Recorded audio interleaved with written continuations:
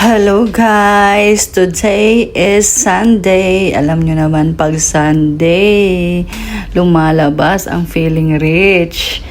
At kasi every Sunday guys ay kailangan nating magsimba para sa ating obligasyon kay Lord.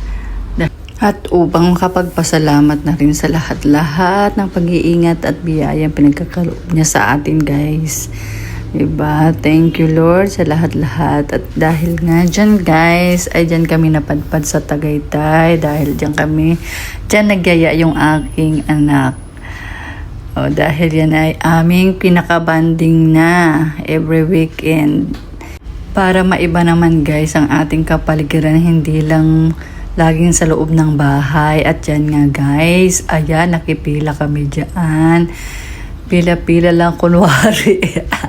Wala lang, trip-trip lang. Ang haba ng pila guys. Grabe. OMG, dahil sa kape. Nagtsatsaga silang pumila dyan guys. Oh, sa Starbucks. OMG. A few moments later. At ayan nga guys, uwi na. Eme-eme lang.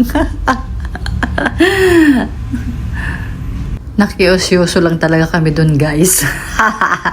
Hindi naman talaga kami dyan bibili guys.